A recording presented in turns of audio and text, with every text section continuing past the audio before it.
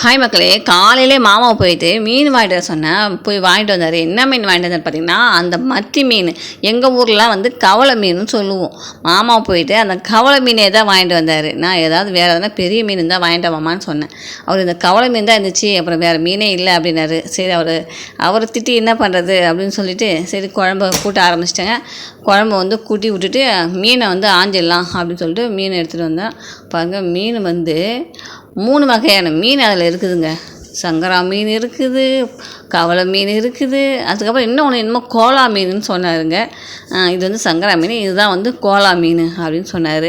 சரி, எந்த மீனை இந்த கோலா மீனை வாங்கிட்டு வந்தானு கேட்டேன். அது வந்து கருவாடு மாதிரி இருக்குமா, ஒரு மாதிரி ஹார்டாக இருக்கும் அப்படின்னு சொன்னாங்க.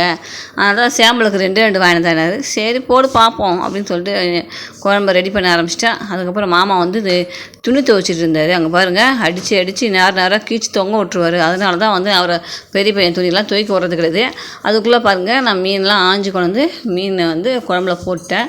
குழம்பு சூப்பராக தலை கொதிக்குது. எனக்கு எல்லா மீனை விட எனக்கு வந்து இந்த கவலை மீன் தாங்க ரொம்ப பிடிக்கும். அதுக்கப்புறம் ஒரு 10 மீன் மட்டும் எடுத்து வறுத்தேன். எண்ணெயில் பொரிச்சது. மாமாவுக்கு 50 வயசுக்கு மேலே ஆயிடுச்சு மாமாவுக்கு. அதனால் எண்ணெயில் அதிகமாக எதையும் கொடுக்கூடாது, பொரிச்சதுன்னு சொல்லிவிட்டு பசங்களுக்கு மட்டும் வறுத்து கொடுத்தேன். அதுக்குள்ளே மாமா வந்து துணி எடுத்து காய வச்சார்.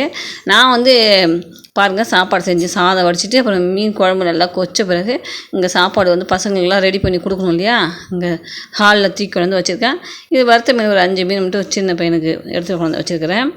குழம்பு பாருங்கள் கொச்ச பிறகு. எங்கள் வீட்டில் வந்து எப்பவுமே குழம்பு வந்து ரொம்ப கட்டியாக வைக்க மாட்டோம், ரொம்ப தண்ணி வைக்க மாட்டோம், மீடியமாக இருக்கும். இந்த அளவுக்கு ஊற்றி சாப்பிட்ற அளவுக்கு கிண்டுற அளவுக்கு இருந்தால் தான் எனக்கு வந்து குழம்புலாம் வந்து கொஞ்சம் தண்ணியாக இருந்தால் தான் பிடிக்கும்.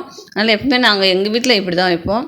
அதுக்கப்புறம் மாமாவுக்கு வந்து சாப்பாடு வச்சு கொடுத்தேன். அவரும் வந்து சாப்பாடு எடுத்துக்கிட்டு அவரும் வந்து வேலைக்கு கிளம்பிட்டார். அந்த இன்னொரு கதவை திறந்துட்டு தான் போனான்னா, அந்த ஒரு கதவை மூடி விட்டுட்டு அந்த ஒரு சந்திலே பூந்து போகிறாரு மக்களே அவர். அதுக்கப்புறம் பாருங்கள், சின்ன பையனுக்கு வந்து காலை சாப்பாடு இட்லி மீன் குழம்பு வச்சுட்டு மதிய சாப்பாடு சாதம் கிண்டி அதுக்கப்புறம் மீன் தான் வச்சுருக்கிறேன்.